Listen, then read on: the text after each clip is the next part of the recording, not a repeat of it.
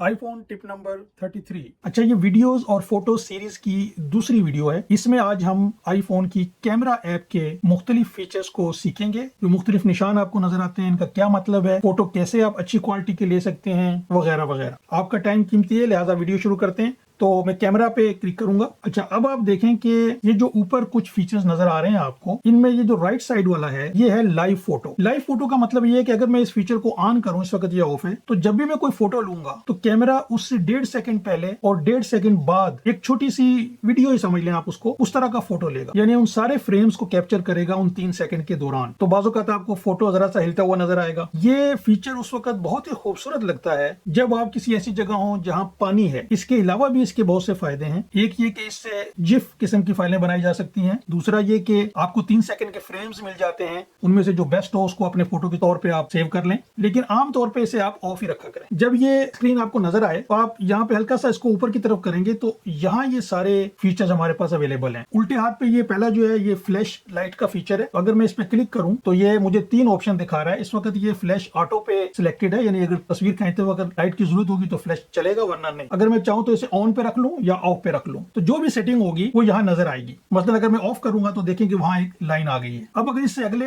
Icon पे click करें तो यहाँ आपको लिखा हुआ नजर आ जाएगा कि ये नाइट मोड है। अच्छा, इसको समझने की बहुत जरूरत है आपको कि ये कैसे काम करता है। अगर आप अंधेरे में हो और फोटो खींचना चाहें तो ये नाइट मोड ऑन हो जाएगा खुद ब खुद। और ये देखिए लिखा हुआ है ऑटो 3 सेकंड। तो 3 सेकंड का मतलब ये होगा कि जब आप बटन दबाएंगे तो ये उसके 3 सेकंड के बाद उस तस्वीर को ले लेगा, लाइट उसमें बढ़ाएगा, एक्सपोजर उसका बढ़ाएगा और तस्वीर ले लेगा। इस दौरान आपका कैमरा हिलना नहीं चाहिए, इसको आपने स्टेबल रखना है। अब अगर दोबारा आप इसी पे क्लिक करेंगे तो दोबारा ये मेन्यू आ जाएगा। इससे आगे लाइव फोटो है जो मैंने समझा दिया, उससे आगे एस्पेक्ट रेशियो है। ये देखें कि यहाँ पे अगर मैं स्क्वायर पे दबाऊंगा तो अब मैं एक स्क्वायर फोटो लूंगा। स्क्वायर फोटो कब लिया जाता है? स्क्वायर फोटो अमूमन हम उस वक्त लेते हैं जब हमने किसी एक कैरेक्टर को दिखाना हो। कोई गुलदान पड़ा हुआ है कहीं पे कोई बुक पड़ी हुई है। अब इससे हम इसके अलावा जो दूसरा अहम है वो 4:3 है। ये पुराने जमाने के जो टीवी होते थे ये उनका साइज है, उनकी एस्पेक्ट रेशियो है। अगर आपने ब्लैक एंड व्हाइट किस्म का फोटो खींचना है या विंटेज जिसे कहते हैं पुराने दौर का, उस स्टाइल में, तो 4:3, या अगर कोई पेंटिंग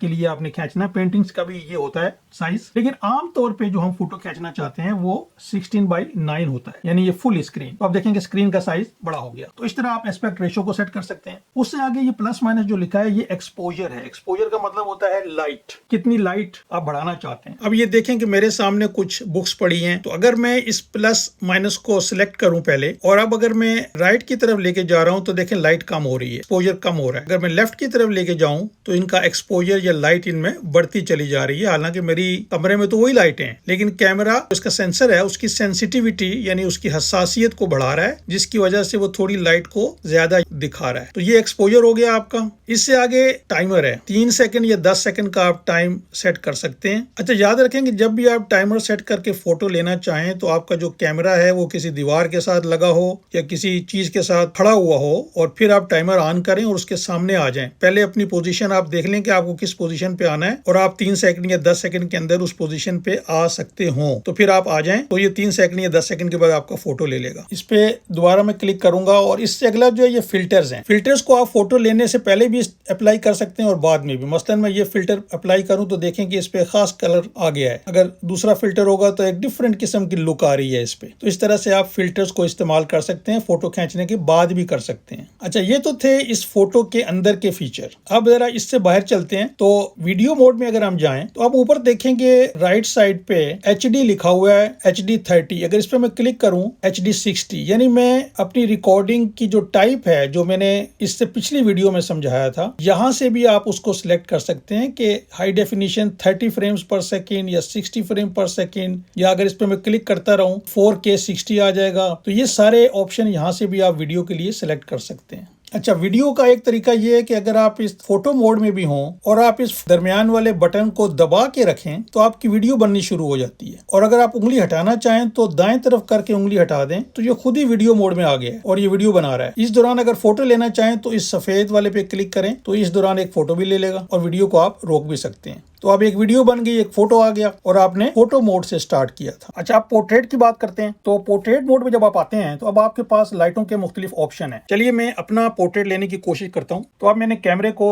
दूसरे रुख पे कर लिया है। तो पोर्ट्रेट मोड में मेरे पास ये लाइटों को चेंज करने का ऑप्शन बहुत अहम है। ये देखें, जैसे जैसे मैं लाइट चेंज कर रहा हूँ तो यहाँ तक कि मैं ब्लैक एंड व्हाइट के करीब पहुंच गया हूँ। तो इस तरह आप लाइट चेंज करके मुख्तलिफ तरह से अपना पोर्ट्रेट ले सकते हैं, लेकिन बेहतर ये है कि आप फोटो पहले खींच लें और ये एडिटिंग बाद में करें। अभी मैं आपको ये दिखाता हूँ। फर्ज करें कि मैं ये फोटो खींच लेता हूँ इस वक्त। अब ये मेरा फोटो आ गया। तो अब ये मैंने फोटो अपना ओपन किया है। तो इस पर ये देखिए कि ये एडिट लिखा हुआ आ रहा है। अगर मैं एडिट पे क्लिक करूं तो अब ये यहाँ से मैं इसकी लाइटें अब भी चेंज कर सकता हूँ। ये देखें आप, ये देखिए कि मैं अब भी इसकी लाइटें चेंज कर सकता हूँ यहाँ से। एक तो ये लाइट चेंज कर सकते हैं आप। दूसरा एक बड़ा अहम, ये देखिए ऊपर पे F लिखा हुआ है, ये डेप्थ ऑफ व्यू है। ये आप पीछे देख रहे होंगे कि मेरी जो बुक्स हैं वो धुंधली नजर आ रही हैं, तो ये उसको ये कंट्रोल करता है। तो अगर मैं इसको राइट साइड पे लाऊंगा तो ये धुंधला हो रहा है। अगर मैं इसको लेफ्ट साइड पे लेके जाऊंगा तो आप पीछे देखें कि मेरी जो बुक्स हैं वो अब क्लियर होती चली जा रही हैं। तो ये जो बोखे का, ये से बोखे का इफेक्ट कहते हैं, तो ये इससे कंट्रोल होता है। इसके अलावा अगर आप नीचे देखें तो ये फिल्टर का ऑप्शन है। अगर मैं इस पे क्लिक करूं तो यहां से मैं इस पे फिल्टर अप्लाई कर सकता हूं। ये देखें कि मेरे इसका कलर तब्दील हो रहा है। तो ये बहुत से फिल्टर हैं, ये आप फोटो खींचने के बाद भी इसको अप्लाई कर सकते हैं। ये देखें यहाँ से मुख्तलिफ फिल्टर्स कंट्रोल हो रहे हैं। इसके अलावा ये नीचे कुछ ऑप्शंस आपको नजर आएंगे। तो ये जो नुक्ते नुक्ते जिसपे हैं, इसके अंदर एडिटिंग की बहुत से ऑप्शन है, ये देखिए आप। और ये जितनी टर्म्स हैं ये फोटोग्राफी की मुख्तलिफ टर्म्स हैं। तो आसान तरीन तरीका ये है कि ये जो उल्टे हाथ पे ये जो पहले वाला है इस पे आप क्लिक करें तो ये ऑटो का है। और अब अगर आप ये नीचे वाले स्केल को चेंज करेंगे तो आप राइट साइड पे देखें कि ये मुख्तलिफ चीजों को खुद ही चेंज कर रहा है। और ये मुख्तलिफ चीजें क्या हैं, इनको समझने के लिए इस पे क्लिक करें। मसलन पहला ये एक्सपोजर है जो भी समझाया। दूसरा क्या है, ब्रिलियंस है। तीसरा जो है ये हाईलाइट, ये भी एक फोटोग्राफी की टर्म है। शेडोज, ये भी फोटोग्राफी की एक टर्म है। फोटोशॉप को जानते हैं जो लोग, उनको ये सब पता है। और ये आगे देखें मुख्तलिफ चीजें। लेकिन बेहतर ये है कि अगर आप ऑटो पे रख के नीचे स्केल को घुमाएंगे तो खुद ही ये सब चीजें चेंज होती रहेंगी और आप देखेंगे कि जहां आपका फोटो आपको अच्छा लग रहा है वहां आप डन का बटन दबा। इसके अलावा ये क्रॉप भी कर सकते हैं। क्रॉप पे अगर मैं क्लिक करूं तो मैं चाहूं कि मेरा फोटो सिर्फ इतने हिस्से का आए तो मैं उसको चेंज कर सकता हूं। और जब मैं मुतमईन हो जाऊं तो मैं डन कर दूं। तो मेरा ख्याल है कि मैंने फोटो ऐप के बारे में सब कुछ आपको बता दिया। अगर कोई चीज आप पूछना चाहते हैं तो कमेंट्स में जरूर लिखें और फॉलो का बटन दबाना ना भूलें। शुक्रिया।